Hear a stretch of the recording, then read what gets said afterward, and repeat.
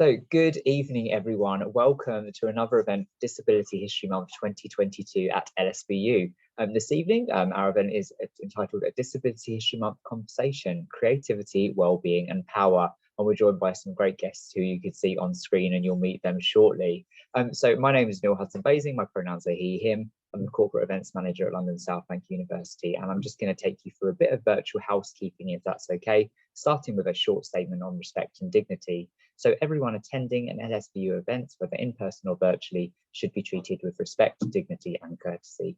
LSBU operates an environment built on equality, inclusion and acceptance. We value contributions, feedback and comments, and wish to create a space for sharing, learning, celebrating and bringing communities and people together. LSBU does not tolerate any form of bullying, abuse, harassment or discrimination. Inappropriate behaviour will be treated seriously and acted upon, and anyone exhibiting any such behaviour will also be removed from the webinar.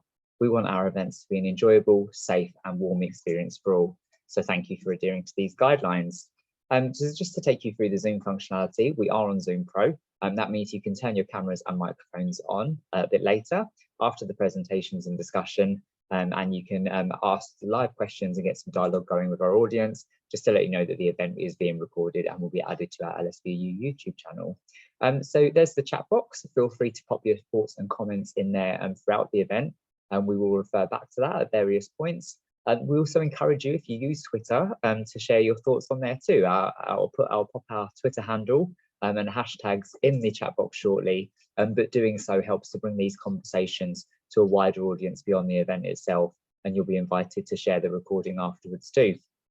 You'll see that there are captions enabled. If you'd like to enable the captions, you can click on CC Show Captions, and that will bring them up on the screen. We do enable those in the interest of accessibility and inclusivity. You can change the settings on them by clicking the little up arrow, and just to say that those are AI generated. They will pick up some of Jess's tics, and that's okay. But just to know that they will pop up during the event. So it's not always accurate, but bear with it because it is AI generated. And finally, you can use the reactions. You can give our speakers a thumbs up, just to let them know that you appreciate what they're saying. And again, throughout, share your thoughts and comments in the chat box. That's all from me. I'm going to hand over to my wonderful colleague Sanchia to introduce the event. Sanchia, over to you. Thank you. Thank you so much. So good evening to you, and thank you for joining what is our last, sad to say, Disability History Month event for 2022, but we know we're going to end with a wonderful bang, so I'm looking forward to that. So for those of you who don't know me, my name is Suzanne Alleyene. As you can see, I'm the Head of Equality, Diversity and Inclusion here at London South Bank University, and really been pleased with the fact that we've been able to put on 5 events for Disability History Month this year. If you look in the chat, Neil has popped a YouTube playlist in there, so do feel free to watch those backs. And the general theme for Disability History Month this year is disability, well-being and power. And, you know, that's a really important topic when we think of what has happened during COVID and, you know, the effects that it has had on our well-being, and, you know, how it really shone a light on the, you know, inequalities in society, particularly those for with disabilities who who are normally independent but found themselves kind of involuntarily less so, which was an issue we know for many. And even as we go to try to go back to what they say is some sort of normality, there's still a lot of challenges around getting back into that. So today we're going to be focusing on creativity, well-being and power. And I'm really pleased that we've got some very special guest speakers who will raise the awareness of this topic. And so we have 2 wonderful guest speakers with us today. We have Jess Thom, who is the co-artistic director of Touretteshero, And she may or may not lead a secret double life as a superhero. She has multiple talents. She is an artist, she is a writer, and she is an activist. And she founded her organization 12 years ago now, so quite some time. She's had tics since she was a child, but wasn't diagnosed with Tourette's until her mid-20s, and with encouragement from her friends, she's turned her tics into a source of imaginative creativity, and that's what it sort of inspired her to found her organisation. We then have Suzanne, who is a cultural thinker and founder of Alleyne, and I might not be producing that right, so Suzanne can let me know. And that is a strategic consultancy and cultural incubator. And she really has a passion and talent for exploring society's big questions. She's not afraid to explore those and working towards a more equitable society. And we know that things are not equitable and there's a lot of work to do around that. She's leading a groundbreaking research project on Neurology of Power, which is an iterative project that asks where power resides in the brain and body. And a core strand of this research interrogates the relationship between power, well-being, self-care, the individual, organisations, and wider society. So quite a wide brief, as you can see. Just to tell you a little bit about myself, I suffer from a long-term chronic health pain condition called endometriosis, which is basically where cells grow outside the womb where they're not supposed to, and so cause a lot of pain. And I know for me to be my best self at work, I need reasonable adjustments, which are mainly flexibility about how often I come into the office and how many hours I can work when I have flare-ups. And it's really important to me and essential for me actually that London Southgate University provide that support for me to enable me to do my work. So really what we want to do with this event is give you a better understanding of well-being and disability in society from our wonderful guest speakers. So they will be sort of having a conversation with each other and asking each other questions from now until around 6:30 or just after 6:30. And then we would love some questions or thoughts from you as the audience. So what I will want to do now is hand over to Jess and hand over to Suzanne and ask them to elaborate. I've only given very brief introductions of them both. So I would like them to elaborate a bit more about who it is they are and what it is that they do and they're passionate about. And then they will go into a discussion exploring those themes of creativity, well-being and power. So Suzanne and Jess, over to you. Jess, over to you. I wondered which of us was going to go first. I'm very, very happy to. So Biscuit, I'm Jess Thom. Biscuit, I'm an artist and a writer. May or may not be a part-time superhero. Biscuit, I'm the co-artistic director of Touretteshero. And Touretteshero is a creative organisation that works, Biscuit, across art forms.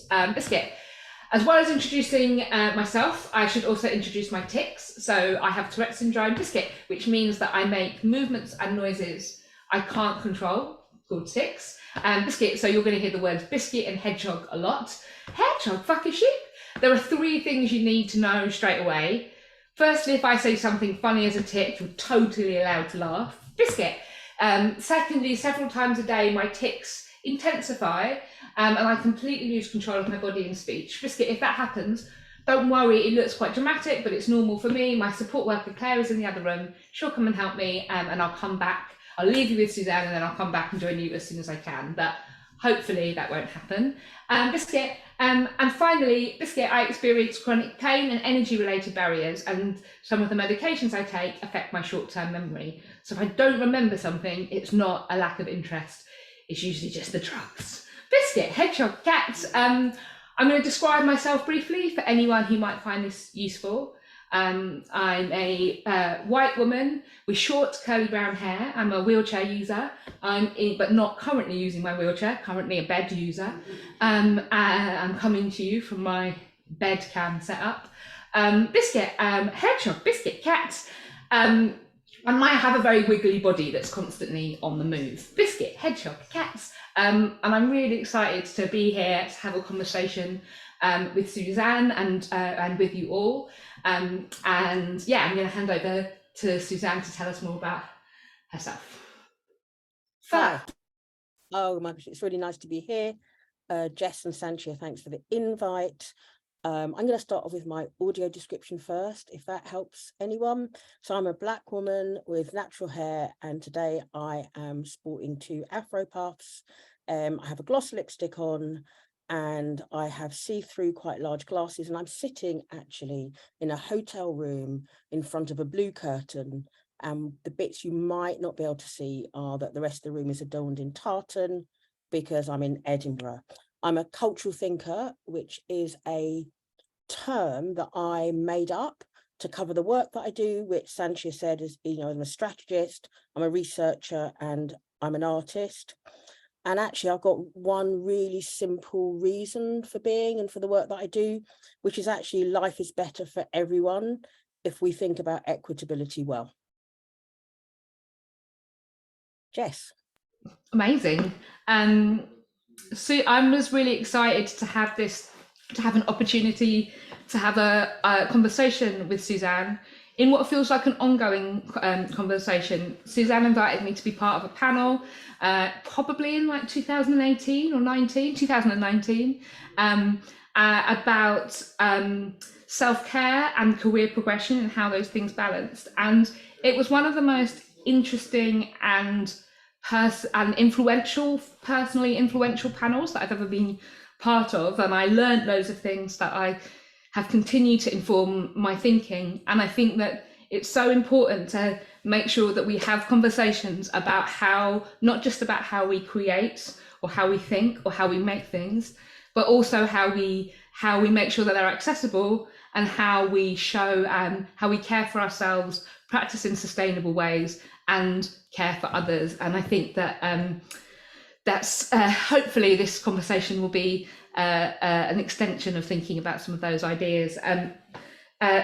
Suzanne and I have questions that we're going to ask each other, but we're also have deliberately tried to allow space to have an organic conversation, and so we don't know exactly what each other are going to say or where it's going to go, but I feel excited about starting and seeing where we end up. Fuck. That too. I'm really excited, and as Jess said, it's a conversation. If you've got any questions and it's easier for you to put them in the chat, put them in the chat. For me, if you just need to interrupt and ask something, feel free to do that. We really want this to be fully relaxed, so whatever relaxed is for you, please do that. And also, if you've got any suggestions at the end or things that did or didn't work for you, let us know. Is that fair enough, Jess? Sounds perfect.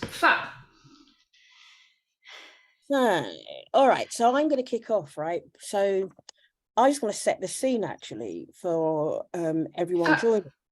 I think if you are looking at the screen and you see me and Jess, you see what looks like 2 very different people.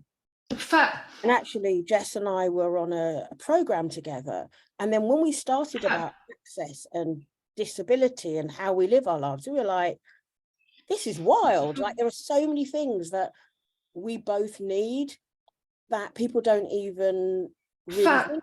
And when we were doing our prep today, I can't remember what we were talking about, but I was like, oh my goodness, yes, that's me too. So I'm going to ask Jess some questions because I want you to get an insight into the brilliant brain that Jess has, but it might help you to know that I'm 57.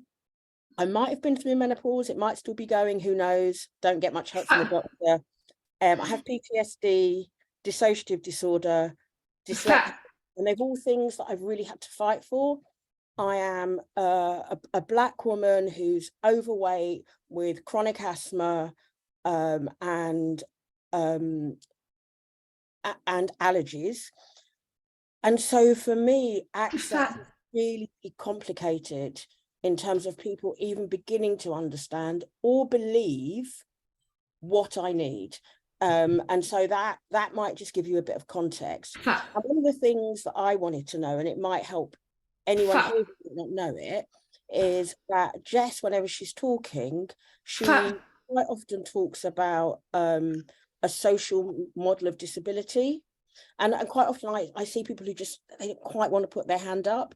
So should we put that out there? What is that, Jess? And just as a framework to work within. Wait, I'm just gonna get my camera to refocus. There we go. Hedgehog. So when we talk about models of disability, we're not talking about like literal models, but the concepts that we use to think about disability and how we think about disability within the world. And so traditionally, that has followed models that take a very individualistic approach to disability. And so they're traditionally known as the medical model or the charity model.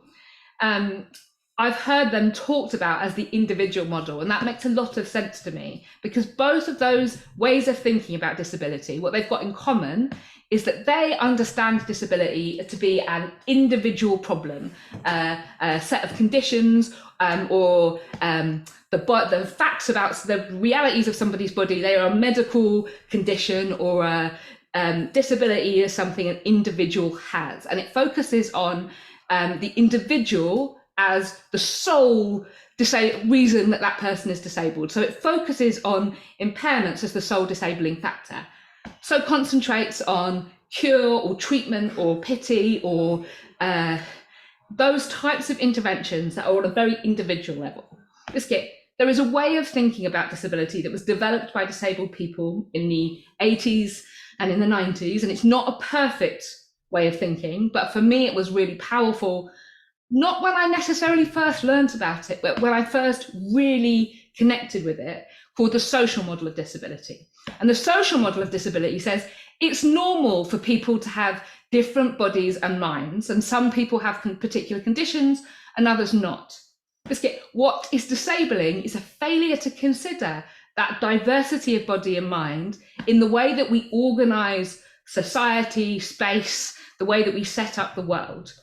And so that disability is something that we do to people. It's the lived experience of barriers because they haven't been thought about. Their way their body or mind needs to work hasn't been considered. That takes it from being an individual problem to being a collective responsibility, so that we can create less disabling spaces by thinking about different types of bodies and minds and identifying and removing disabling barriers, whether that's in architecture or within systems or within attitudes. There is often, when people explain the social model, they do so using environmental examples because it's really easy. Like as a wheelchair user, if I can't get into a building because it's surrounded by steps, the medical and charity model, individual models, see my wobbly legs as the problem, whereas the social model would understand the steps as the disabling barrier. And there are solutions for that, ramps and lifts. But because it's often explained physically and using physical examples, because that's the easiest way to explain it, it can mean that we miss out all of the other types of barriers and that people think it doesn't apply to them. For me, when I really connected with what the social model meant within my life, it was incredibly powerful because it meant that I wasn't the problem, but could be part of finding solutions. For me, other barriers in the world are the assumption that everyone has the same amount of energy. My days need to be shorter, and that is a reasonable adjustment that we can make. So I have a Wellbeing day once a week, and I have a nap every day, and I'm able to work and do my job and do all sorts of amazing things because we take an approach to energy that understands that not everybody has the same amount. There are loads and loads of different types of barrier, and if we get good at inclusive practices, identifying and removing those barriers, and if we get good at it, if we practice doing it more and more, we can spot those barriers and find interesting creative solutions and ways of making sure the world is more accessible and inclusive of a diversity of bodies and minds, and that allows our bodies and minds to be different each day. Because it's not, for me, being a disabled person is not a permanent, unchanging state. I am more or less disabled in different situations. And my impairment, the facts about my body and my brain and what I need change every day. Biscuit. And I learned about the social model a lot before a long time before I really connected with what it meant and what it allowed me to let go of. and how it helped me, how it started the process of me recognizing and undoing some of those internalized ideas about what it means to be productive or valuable in the world, which are just often not particularly useful. But I don't know if that makes sense to you, Suzanne, if that... Yeah, it really makes sense. And actually, I think it's, for me, it's such a good place to start, because essentially what we're talking about there, using that as our value system, that's our starting point. It might not be the world's starting point, but that's our starting point. And I'm going to get another sneaky question in, but I just want to sort of pick up on some of the things you've said. You know, Sanchia talked about some things that are going on for her. And I think one of the old-fashioned assumptions has always been, oh God, we have to put this in order for these poor people, when actually this idea, it benefits everybody. Every single thing that's put in place for me, someone comes along who doesn't have that requirement. It's so simple for me that we need to have a more human-centered world. And that's, but you know, it's really interesting. You talk about human-centered, we talk about care, but I suppose in the context of Disability History Month, we're thinking about partly in terms of access, and it's sort of become a fairly modern word at the moment, you know. And so what does access look like for you? What does it mean? For me, it looks like many, many different things. It looks like having a support worker who helps me do my job and keeps me safe and helps me at home and at work. It looks like having a schedule that is manageable and takes into account my energy levels. It's about having the right equipment. But importantly, with access and with a sort of access provisions and tools, I think one of the things that I talk about a lot is this idea that there's often this assumption that as disabled people, we automatically know what all our access requirements are. Like someone gives you a list. They don't. The only way you work out what you need to do your best work and to be your best self is through a sort of painful mix of getting it really wrong, getting it really right, and learning from other disabled people. And I think one of the things that I've been thinking about recently is how we can support and encourage more experimentation and with access tools, not necessarily, like particularly encouraging people to try out things that they may or may not benefit from. I remember and we often at Touretteshero, we talk about that approach, taking an access without judgment approach. So that idea that we provide access within our work, we provide it within our creative work. So if we make a theatre piece, we think about access provisions as creative tools from the outset as part of the process of making it. We describe what they are, but we don't, and we check that they work by employing disabled people who have lived experience of different types of requirement to check that they work for those groups. But we also don't say that they're only for that person. We don't say that audio description is only for blind and partially sighted people, because in our experience, if you set out factually what's available and allow people to experiment, it means that you can try out things that you might not feel you've had permission to try out before. So when I was in loads of pain at an event in Canada and really needed to get out of my wheelchair and lie down because I was struggling with the amount of pain I was in, but I didn't want to miss the performance.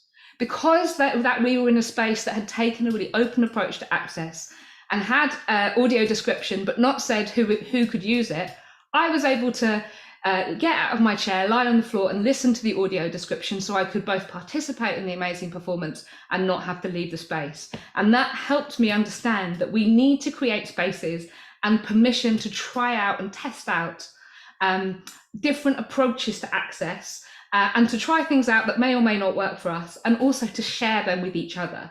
And the access, for me, access tools are not a static thing. They're not something that is like, that's all, like that it never changes. I feel like that needs to be part of an evolving conversation, and we need new access practices.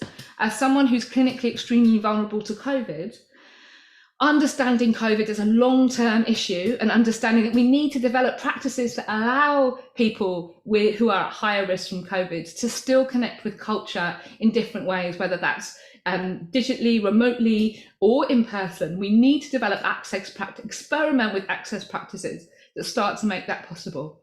And I suppose that idea that access isn't something you do, it's not like it's done and it's, you know, that's, you can tick that off the list. For me, it's worth remembering it's always the process of constantly identifying and removing disabling barriers, because as soon as you stop that process, just like other forms of systemic oppression, those barriers have a nasty habit of coming up either in the same place or different places. So I feel like practicing it and in all the different ways is the way that we help make that part of our lives and the fabric of our lives, and something that is not to, we don't need to apologize for it, but we need to, Alice Wong, who's and Mia Mingus and Sandy Ho, who are amazing writers and thinkers, disabled writers and thinkers in the States, have the phrase, access is love.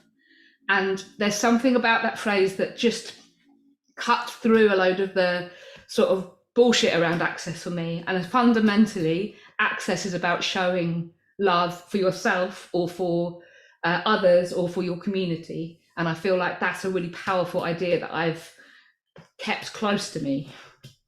Fat, hedgehog, biscuit, cats. What does access look like for you, Suzanne? Fat. So the thing about it is, me and Jess always do this to each other. We'll be sitting there and I'm like, oh God, why is she asking me a question? I'm just sitting there listening. Like, oh no, you're in the conversation. So it's really interesting because we didn't plan this. So you say access is love, and I say ultimately using power well is love, and using power badly comes from fear. But actually, I think I've got something as a provocation for people from what you said. Before you wrote access is love, I wrote access equals innovation. And so rather than taking it from a deficit, I'm going to add it to a forward thinking. And I think I can tie what you've said together to make this make sense. So you talked about your care support, and you talked about it at work and home. So we can think about that in your professional life and your personal life. For many able-bodied, for many people who don't have access, I'm going to hazard a guess that for many people, they still think about their professional and their personal being completely separate. Now, for me, that's a luxury. That's a luxury I don't have. But actually, we talked about superpowers, and it's also something that's given me a superpower, right? And here's why. I said I was a cultural thinker. We have 3 strands. We're strategists, so we do organizational development, exec coaching, we facilitate workshops. But essentially what we're doing is we're helping an organization, which is made up of people. So we're helping people look at where they are and look at where they want to be. And that's really always about people and processes. But, you know, most of the time it's about the people more than the processes. And so here's the thing why access is innovation. Because of all of my lived experience and all of my access needs, and also because of the color of my skin, I have not had that luxury to be seen as a genius or super creative. I have had to really be vulnerable, and I've had to really call what it is, what it is.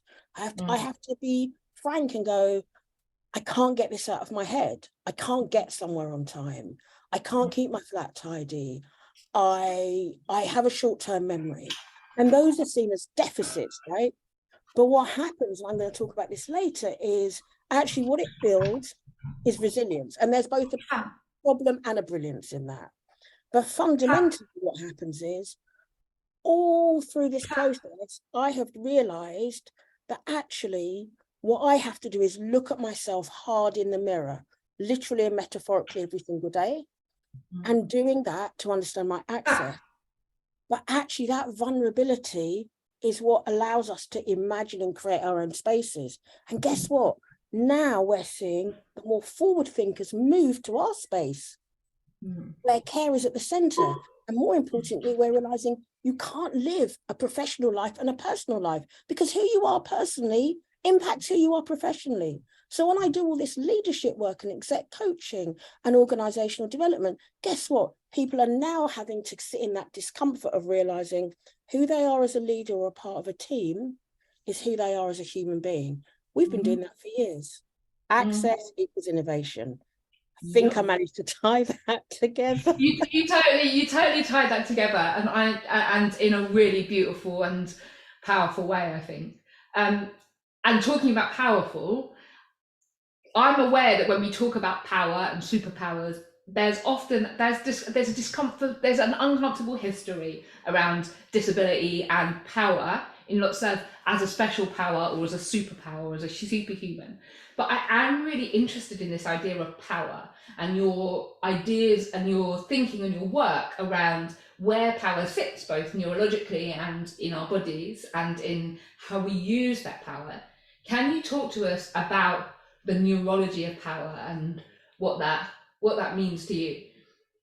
Yeah, I can actually.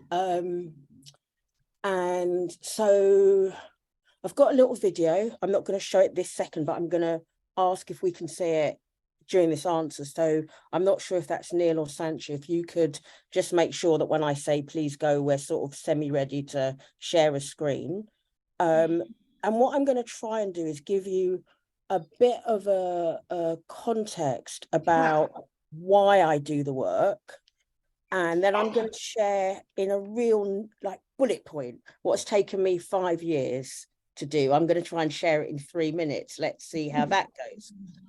So a few years ago, Jess and I were on a program together that was all about taking a group of Black and disabled or both leaders who one could argue weren't quite where they should be purely because of that, you know, non-social model of disability, right?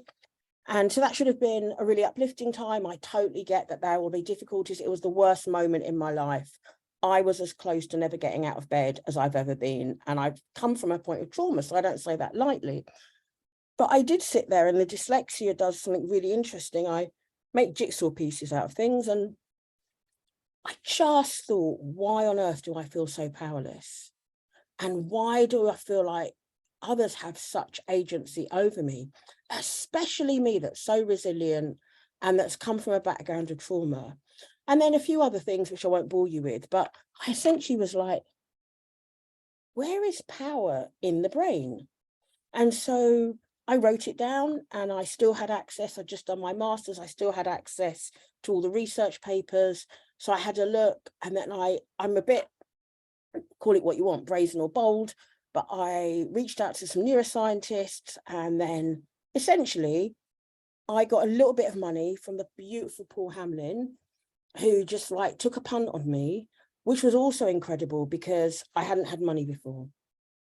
And I thought I was just going to do like a literature review, just talk to scientists, get the papers, and then sort of translate them into common speak. And then I discovered they didn't know. I was like, oh, all right, well, they're doing it from a very academic perspective. I can work with them and with businesses and with people. And then I'm not a neuroscientist, but I can take what they're doing and I can ask the public, and I ask buildings and organizations and people. And then I just thought, well, what am I going to call it? And I've come from a branding background, and, you know, I love a hoodie. So I was like, I've got to find a name for it that speaks to everybody. It speaks to people who don't go to theatres, but it speaks to scientists. And so I called it Neurology of Power. And so now in the last few years, I'm just going to give you sort of 3 things that I think might be useful for you. So power, a definition is useful, right? Power is the ability to have agency or influence over someone else's actions. That's at its most simple. So if I have the power to influence your state, whether that's how you feel or behave, that's my definition of power. And that's a fairly broad definition of power. It's one that's agreed by neuroscientists, psychologists, all the social sciences. So here's the first thing that I found out. And the thing about neuroscience, all sciences really, is we like to think of evidence as fact forever. It's not. It is what we know at the moment. So it can move. Okay, at some point, they thought the Earth was flat. So what scientists, especially neuroscientists, think at the moment is that whilst they don't know where power resides in the brain or body clinically, they do know that in a lot of times, not all of the times, and as neuroscientists would say, we don't know how much of the time, because they can't say something is fact when it's not. I throw this out to you to ask how much of the time is that the more power you get, the less empathy you might have. I'm not going to bring politics into it. I just rest my case. So that's fact number one. And then I was getting all jiggy and I was like, oh yeah, I'm into this neuroscientist stuff. And I came back to earth with a bound because I realized I couldn't really do this work without having a bit of a basics of how the brain and the body work. And so then I went off and I spoke to this social neuroscientist called Professor Lisa Feldman-Barrett. And my choice is, like, I'm no insult to anyone who's from Croydon. I'm from Croydon, fairly regular. My parents aren't academics. I really like working class. Even getting into uni was a big thing. So for me, it's really important that the way I frame things works for if my family was listening. And so everyone I'm quoting today, you can Google them. They've got beautiful YouTube stuff. Professor Sukhvindiobi, who I quote a lot, doesn't do a lot in public, but he did an interview for me. It's on a free to access website. So any name, you'll see loads of their stuff and it's super easy. So Professor Lisa Feldman-Barrett, top 1% cited neuroscientist in the world. We know that means she's pretty mega. This is what she said about the brain that's really interesting and useful. She talked about something called body budgeting. Its posh name is allostasis, but honestly, body budgeting is fine. And what body budgeting says is that our brain and our nervous system, brain has one function really, it's to keep you alive. It's not to be eloquent and have big chats and decide whether this shade of blue is better than that shade of blue and whether you want to get a plane here. Your brain is trying to keep you alive. And specifically, your nervous system does that in your brain by body budgeting. And it's kind of simple, right? If I think of myself as a bottle, like one of those bottles that you put pennies in and you get 1,000 and it's, you know, your savings bottle. You're born and you have a certain amount of pennies. And if you go below, so let's say you're born with 1,000 pennies and you go below 300, you die. So your brain is like, how do I keep the pennies topped up? And so that's its budget. And like your food shop, it goes, if I spend this trying to work out, is that a wheelchair? Is that a sofa? What is Jet? Is that glasses? Is she not wearing glasses? Is that something behind her? Where's her cat? All of these things. The money's going ding, ding, ding, ding, ding out the bottle. So then we do something which is predict, right? Now, prediction can have a horrible consequence, as we've seen around that clinical model of disability, as we see around structural racism, as we see around many things. But its primary function really is to allow us not to spend coins. Now, so that's two things, right? That's prediction and body budgeting. So that's great. I budget for my own body. Here's the kicker on this. I body budget for your body too, and you for me. And that's crucial if you're thinking about access. It's crucial if you're thinking about human beings. Now, what scientists, including Lisa, are not saying is that every little thing takes out loads of coins, but ongoing does, and something happening time and time again does, and a multiple layer of it does. And I know that some of you are sitting there going, what has she taken? That can't be true. And so I've got a little clip, 1.5 minutes, 90 seconds, that I'm going to ask the lovely Neil or Sanchia to play us, which is Lisa Feldman-Barrett herself talking about body budgeting. Can you see that? Yes. The important thing for us to understand, you know, again, from evolution, is that we don't just make deposits and withdrawals into our own body budgets. Figuratively speaking, we also make deposits and withdrawals into other people's body budgets, meaning we are the caretakers of each other's nervous systems as much as we're the caretakers of our children's and our own. And that is, I'm using a metaphor to describe that, but it's anything but metaphorical. You know, there's a reason why people who are lonely or who are socially isolated live a shorter time than people who are socially connected. On average, there's very good evidence to suggest that this is true. And the reason why is we didn't evolve to only manage our own body budgets. And this is really important because it means that you have an influence not just on the emotional feelings of other people, you can have an impact really on their physical well-being as well, and they can impact yours. And I think that's a really important thing to understand going forward, you know, in your life.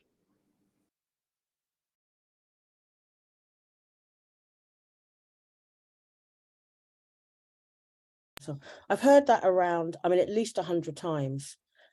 And still, every time I hear it, I'm like, what the heck? So the only other thing I want to add in answer to that is everything I've taught to you is through a Western lens. And I think we think about power in terms of having power over, you know, simply put, if you're getting a promotion, the more people you've got power over, the more important you are. And so it's really, really important for me to say here that that's a Western lens perspective. I do a lot of work with Indigenous communities and land-based communities. Power means something super different there. It's about thinking about how you use your power for your community, both those before you and after you, both other living and sentient beings, the planet, the ground that you're on. And so it's a much more interconnected way of thinking about power, which again, I happen to think that access equals innovation, access equals love. I think that, yeah, anyway, I've run out of steam. That was that. I hope that made sense, Jess. It made total sense. It's made powerful sense, and I am really glad that this is being recorded because I'm thinking all the people who I want to share this with.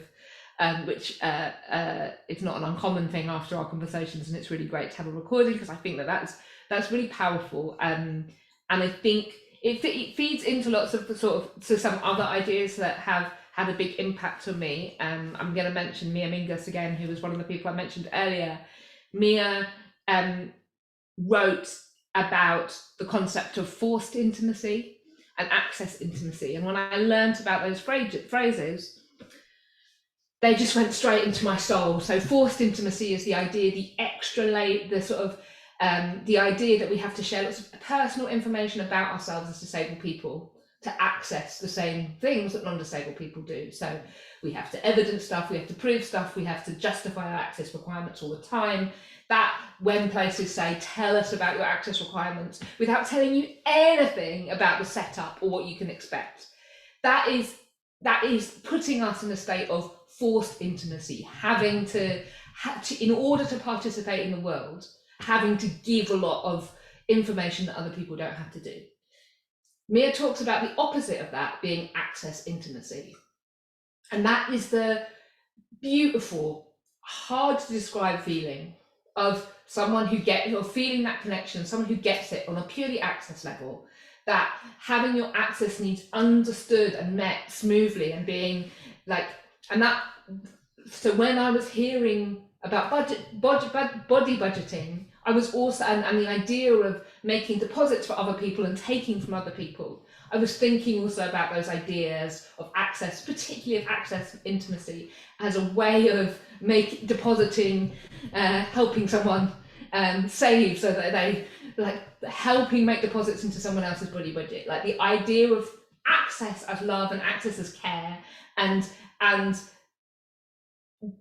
pulling away from those, like understanding the accumulative effect of often small, often things that you just, barriers that might seem small to other people, when they are repeated over and over and over again, have an impact that can be soul destroying, and it can be exhausting, and it does all of these things, and it sensitizes you to that. And I'm really sensitized, and I've been thinking a lot about this in the context of being a disabled person 10 years into austerity, as someone who is a social care user, so I rely on social services and social work systems to be able to live my life. I don't have a choice but to engage with those systems. And reviews and assessments are a part of that. And at the beginning, I felt like quite resilient in those processes. But the more that happened, and the more the context of all of the language and discussion that's been happening over the last decade around that, I'm so super sensitized around, I'm so ready for that to be cut and for that to be a catastrophe at every moment. And I think that what you said around power, because however much power I might feel like I have in some aspects of my life, fundamentally, I don't have a choice but to engage with those systems if I want to live and survive. But understand, like having ways and systems and words to start to understand the emotional experience of some of those things, and to then not feel pet, because it can feel, sometimes it can be like, why is this having such a big impact on me? This system, like, why does this feel so threatening to me? And Suzanne, some of your work has started to help me feel like I have answers to that aren't just because I'm oversensitive or shit, or something wrong with me, but understanding that in the context and the accumulative impact of those ideas. And for me, if we think about what practicing care means within our creative work and within our beings, like putting our relationships and connectivity with other people at the center, and developing practices that allow space for all of our humanity, just feels, and challenge some of those ingrained ideas that we can, we have to take. It's taken years for me to understand the sort of internalized ableist ideas that I've taken on, or the capitalist ideas that I've taken on, and to try and start to have conversations that imagine other possibilities. You know what? I'm going to jump in. You just said some things that I just want to ask you a bit more about. I suppose my broader question is, like, what does care-centered practice mean to you? But you've come up with some things already around imagination and ableism and care and capitalism, and some of the things you've mentioned before are solidarity. Like, what does a care-centered practice mean to you, and what are some of your thoughts around that? I feel like I'm still learning what that means for me, and I think essentially some of that is about not just what it means for me, but about understanding my impact and our interconnectedness.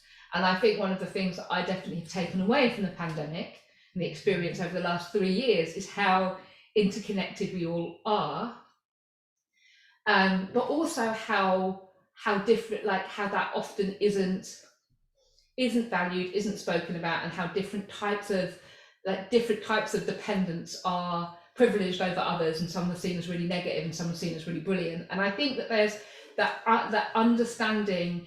Care for me is about considering, thinking about, talking to, listening to other people, and particularly understanding my power and privilege within that. And that follows on to a question that I have for you, which is around the sort of, how does intersectionality impact on access? Because it's also about, and how can people share power or use power to create meaning, or change their or use their privilege to make meaningful change. So I think I'm going to go for a bit of a tangent here. So many years ago, loads of things happened, and I ended up being a consultant for a lot of big global brands that people recognize, like Swatch and Swiss Air and AT&T, and I was quite young. I was maybe, I don't know, in my mid-20s, and I hadn't had my diagnoses, right? So I was just setting out in life, and I worked just, it wasn't even from intuitively. I was just like, oh, to my friend, you need a job and I need some help. And before I knew it, there was a massive team, right? But because I was being paid a commercial rate, and because we had money, now we weren't millionaires, but we had more money than our friends, and we were traveling around the world and the client was paying. So then you kind of got more money. So the notion of access did not come into it. The notion of intersectionality did not come into it, because I was able to go, I need this, can you do it? And my heart knew that in asking what I was needing, I also needed to try and work out what someone else needed. And so we sort of had a care-centered practice, right? Move forward, and then I realized I'd lost my memory. I did sort of 17 years of therapy and trying to get diagnoses, and you sort of get to now where I've split my time between the funded sector and the commercial sector. And I've sort of had to start again because I was sick and a few other things.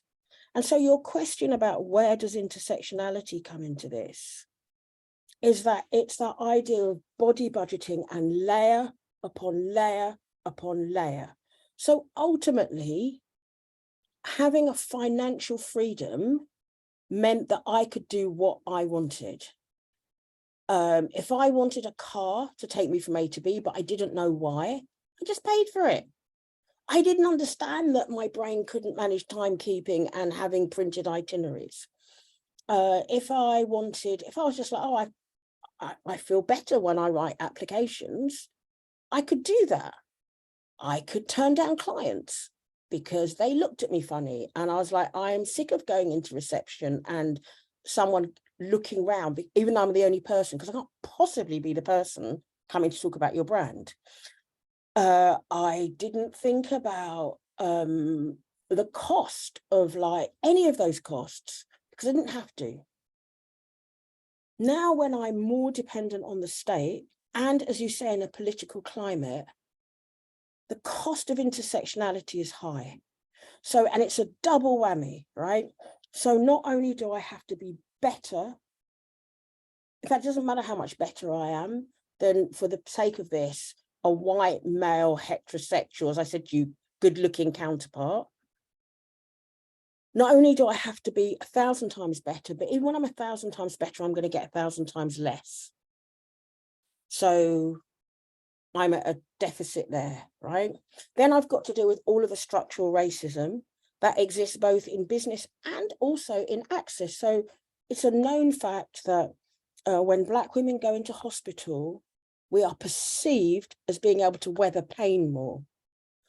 So when I go in, you know, having had an allergy attack or an asthma attack, I am disbelieved. When I go into the workplace, then you can add the multiplicities of menopause, which, you know, for me has caused more of a short-term memory loss, but I already had that with dyslexia. And then you layer the trauma on top of it. And that's the characteristics that we see. I can't even tell you what happens around being a natural haired Black woman who hasn't got, you know, some kind of long straight hair.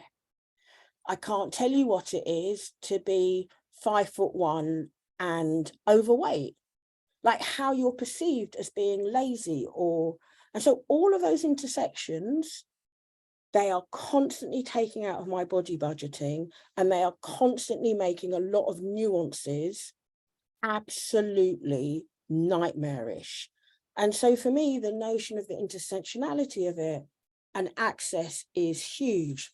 But you talk about superpower, and actually having navigated all of that through my life with trauma that caused me to lose large parts of my memory over childhood, what that has done is it's given me a superpower. And that superpower is understanding what human-centered business is about. And it's why when I do that OD work, not all the time, but mostly clients come back and funders come back and they can't put their finger on it. Can't put their finger on why. And it's that superpower. So I think, yeah, that's what it means to me. What does it mean to you? Well, I mean, I feel like you've articulated that in a profound and full way. Like I feel like that idea of that, and I think what you said about body budgeting and the impact of that is like, I've not heard that term before until we spoke. That's not something that I've come across, but it's one of those ideas that I feel an instant connection to, because I can see how those intersections, that existing at those intersections cost more out of your body budget, and how privilege can help protect your budget or put more in. And it feels like those that it's also, we talk about intersectionality, it's also really, it's painfully real, but then also hard to unpick. Like, it's really, really hard to then sort of tease out some of that, and to work out how you then use the power or privilege or position or that you have in useful ways. That, because I think, and I'm drawn to what you said about the program where we both first met, which was called Changemakers. It was, it was brilliant in lots of ways, and was coming from a really great place. But one of the things that I remember feeling about it is, in this relationship to change making, it put marginalized people in powerful institutions as the change maker. And it's like the pressure to come and do the work and to make the change. But change is not an easy process. It's not always a gentle process. The types of change that we're talking about when we're talking about redistributing power, that's going to feel threatening to some people, and people are going to hang on. And so it's I'm interested in, I feel like these ideas and these conversations, and in centering care within that, and understanding the impact of multiple, being being under pressure from multiple sources and at multiple points, I think really helps us to think about how we create caring, care-centered systems, places, spaces, work, art. I mean, I'm thinking about it from a creativity point of view. I can also see my cat is creeping in, which is his way of asserting his power. So he might appear in any minute. But yeah, I think that he has the power to turn off the whole computer right now. So he's very distracting. Come here. Yeah, I've got totally distracted. But I think that is a really interesting. I feel like there's I'm gonna have to get my PA to come and move the cat, because he's literally sitting on the Zoom call and he's started a spotlight search. We did say that this is what your cat would do, didn't we? So we're all good. That's my PA laughing at the side. Just move him along and then. Great. Oh, he's turned it off. No, it's just swiped it sideways. Swiped it sideways. You can just click on that. You're okay, Jess. You can still hear it. You can still hear it. Right. The bright light has gone.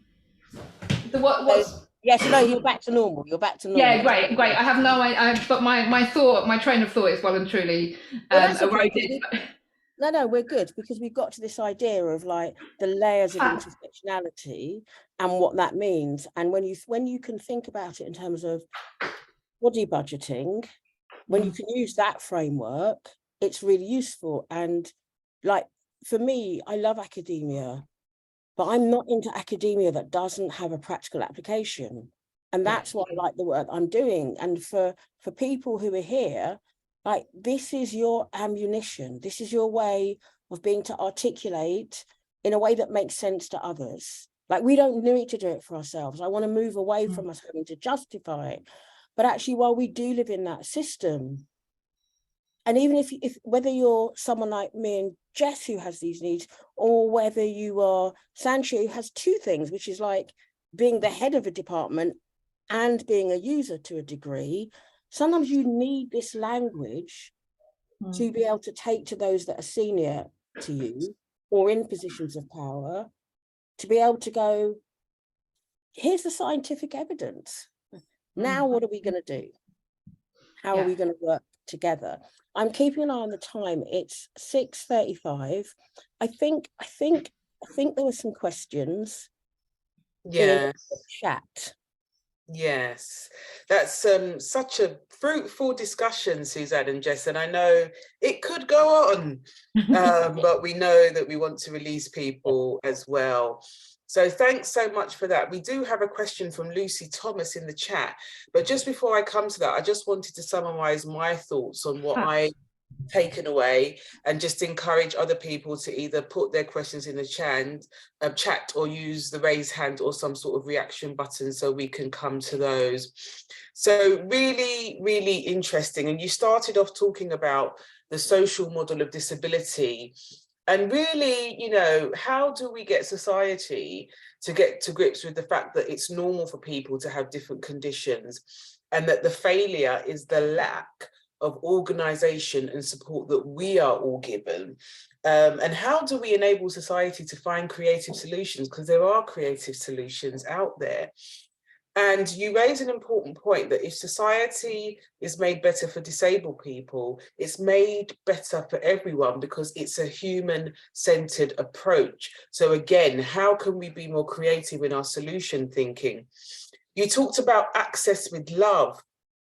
And love is seen as a floppy word a lot of the times, but it's actually a really important word and thing to do. I remember I was doing an EDI training session with a group, and they said, could you lead the session with love, because that's our theme. And it's not something you hear that often, but I think we should lead with love. We should access with love and with care and compassion. You also talked about how do we support people just to be themselves and just to be accepted for who they are. And then you talked and showed a video about body budgeting, which is a concept I've never heard of before, but it's a really, really important concept, because it's really kind of outlining that we can all have an impact on other people's physical well-being, but they can also impact on our well-being, and that's really important for us to understand and acknowledge. We also talked about the forced intimacy and the continual kind of expectations on us, no matter what the conditions are, to justify our access requirements and share personal information about ourselves without even knowing the full context of the situation or the organisation that we're dealing with, and the cumulative effect that that has. So over the last 2 years, I've had 4 line managers. And so every time I get a new one, I have to share my occupational health report about what reasonable adjustments I need. I have to go into my condition and what it means, because I want that flexibility.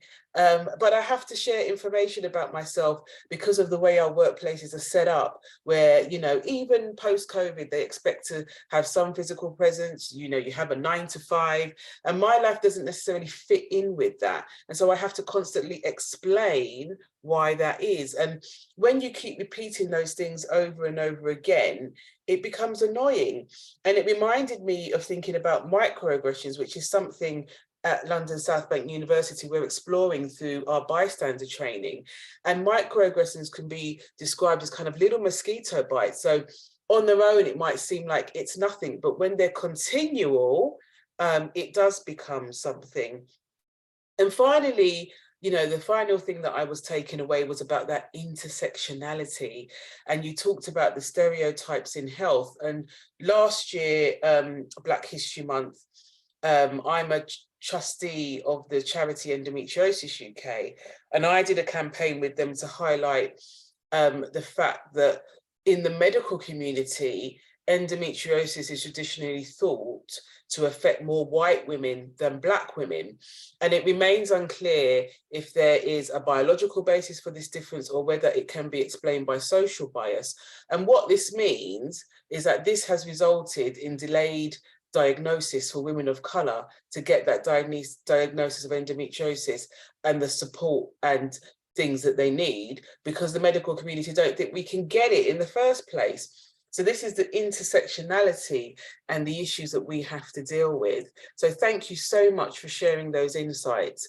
So we have a couple of questions. So Lucy, you typed your question in the chat, but do you want to sort of come on screen and ask your question, or would you prefer me to read it? I don't mind either way. I can unmute, but I can't come on screen, I'm afraid. Is that all right? Yeah, you can unmute. That'd be great, Lucy. Do you want to go ahead and ask your question?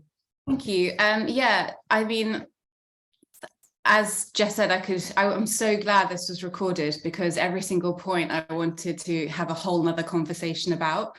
I thought it was so interesting. So thank you both so much.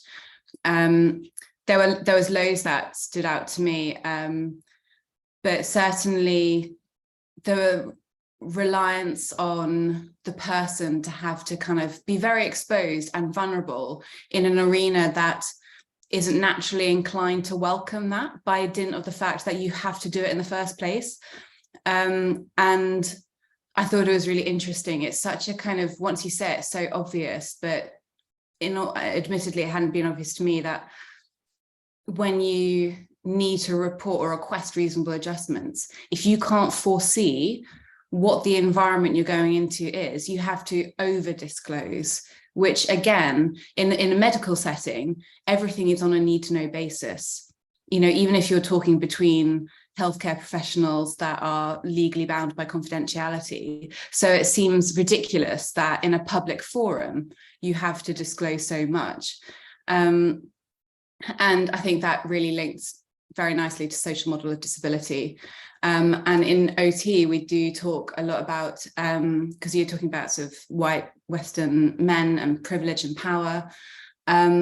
We get essence of that in OT, which is supposed to be a very holistic, person-centered, considering occupation, environment, person, how they all interlink.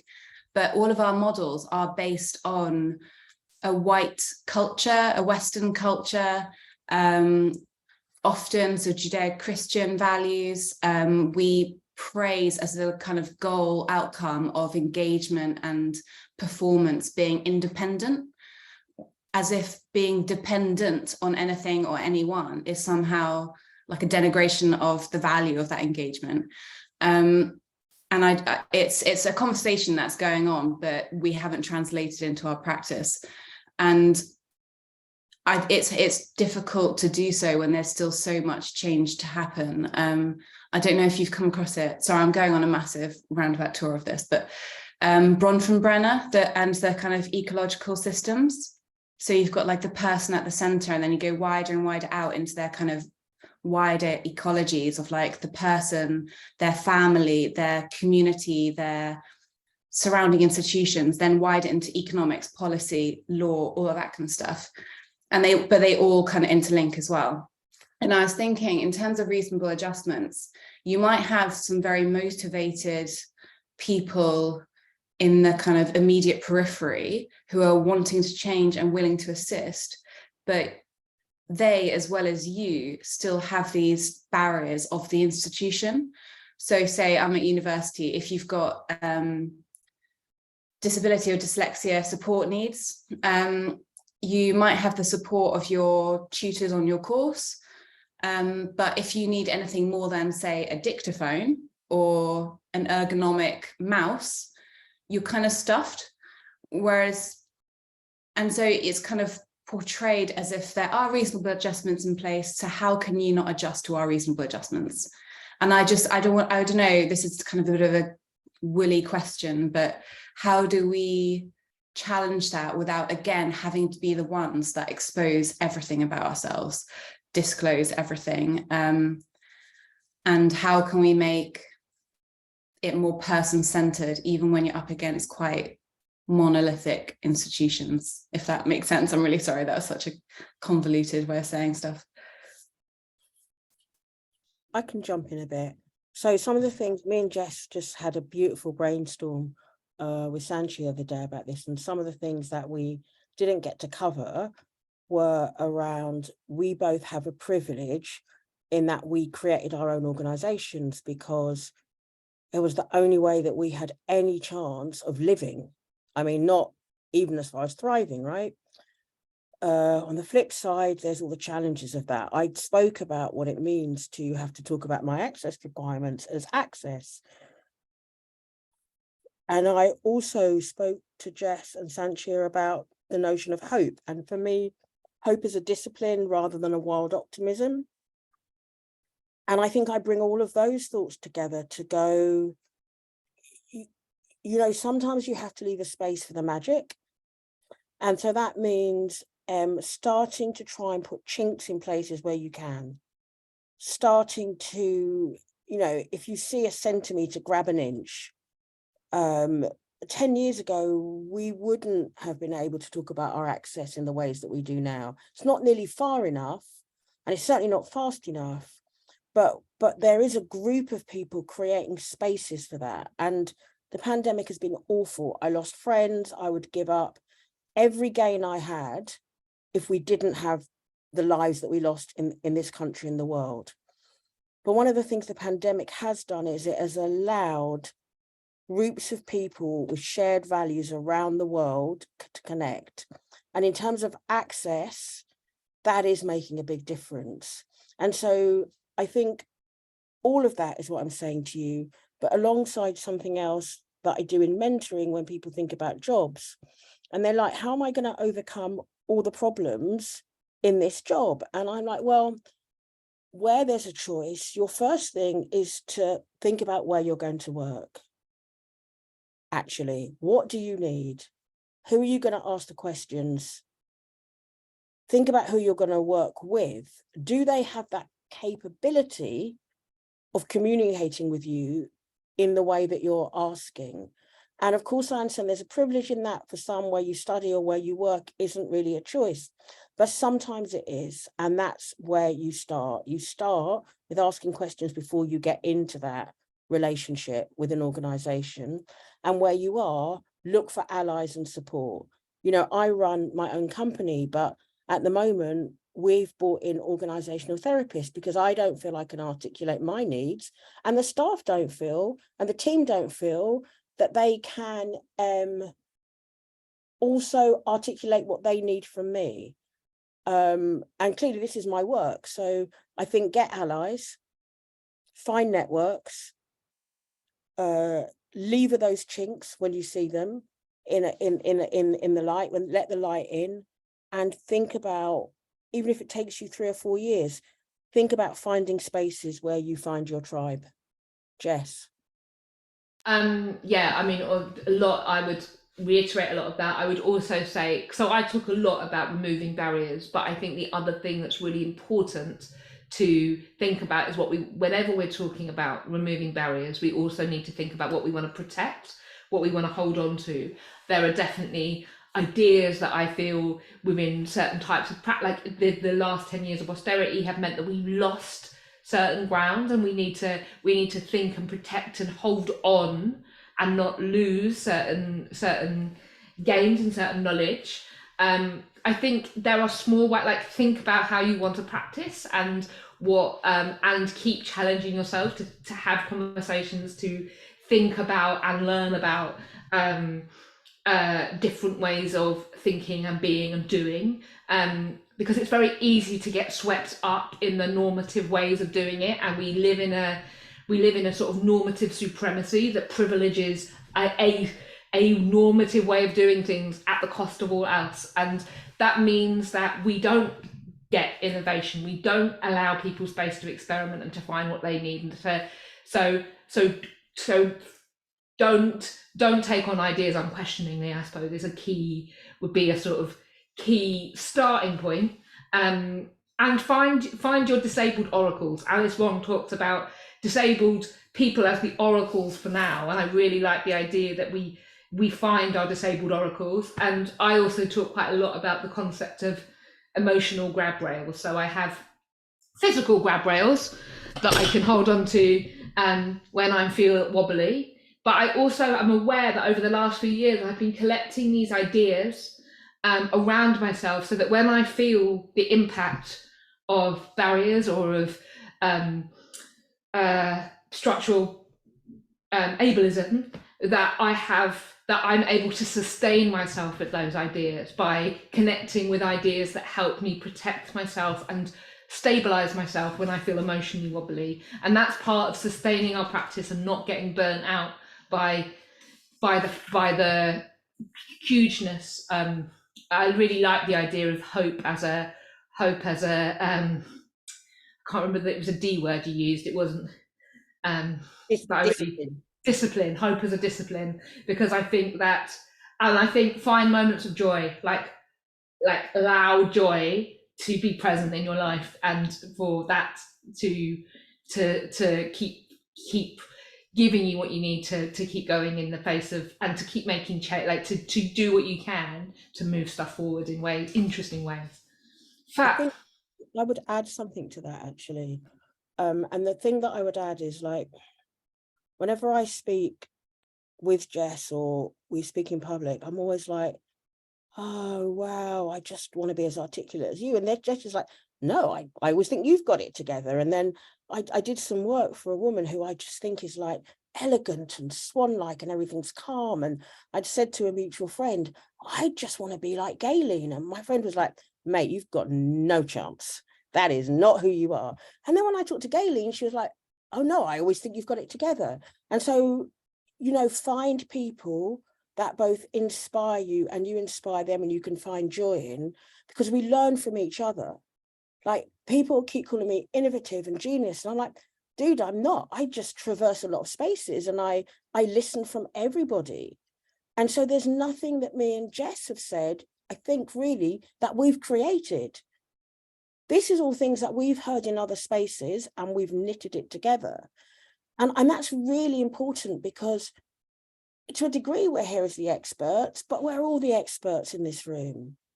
And I think for me and Jess, the reason we do these things is because this is a conversation with everybody. And now you can take and multiply, and we can take what we're learning from you. And that feels so important for me, that it isn't, you're not looking like, oh, well, they've got it sorted and I haven't. Because trust me, I haven't. And I really only regurgitate what I hear from everyone else. Thank you. We've got time just for one more question. So I'll take that question from Ruth Gard. So Ruth, I don't know if you want to unmute and ask the question yourself, or otherwise I'm happy to ask it, but just want to see if you want to ask the question yourself, Ruth. Oh, that's really kind. I mean, to be honest, it was less of a question and more of a kind of rant. But I think in some ways what both Jess and Suzanne have said, kind of, I mean, basically it was about sort of feeling incredibly angry and frustrated about how little some people, I mean, particularly the people that I kind of, some of the people I work with, sort of feel how little attitudes have changed among some people around systemic ableism, which has been so incredibly, you know, apparent, particularly over the last 3 years, and how to sort of handle that anger. But I think that, you know, a lot of what Suzanne and Jess said kind of resonate around that, about being in spaces with people who, you know, do have the same kind of commitments, and listening to the people, many of whom Jess has mentioned, listening to those people like Alice Wong and other activists, including Jess herself, that kind of just keep one in the space that you want to be in,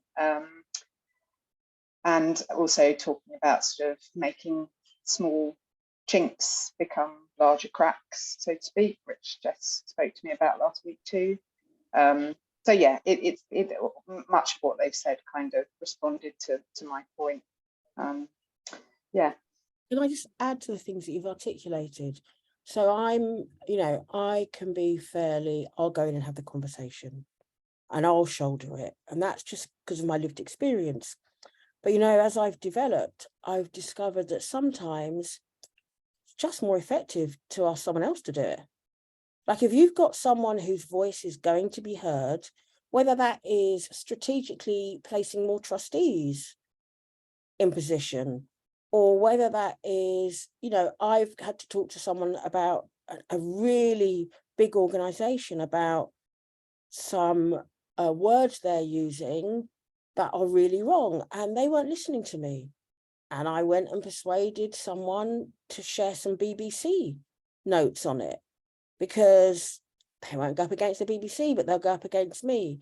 And I think when we're thinking about access, it can feel like a fight, but sometimes a bit of strategic smartness in you have to have allies. You have to.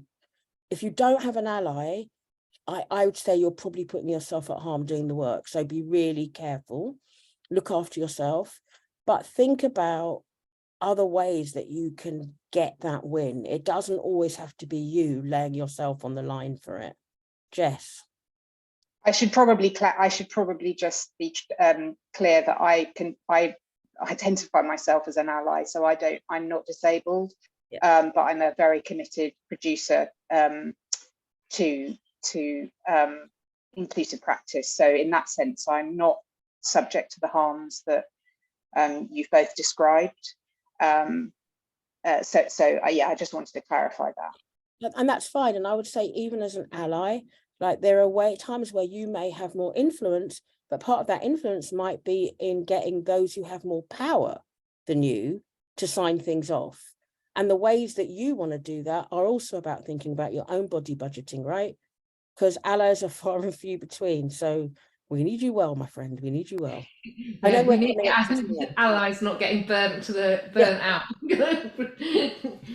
Sanchia, I know that we're coming up to time, I think.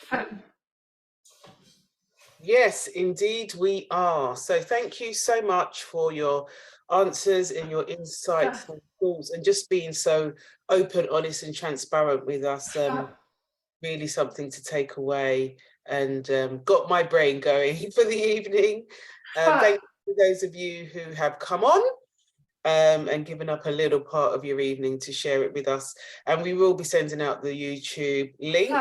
You are able to watch it again and also share it with everybody else. So thank you, and have a lovely evening, and a good Christmas and New Year when it comes around as well. And thank you to our wonderful panel. You have been exceptional. Thank you so much.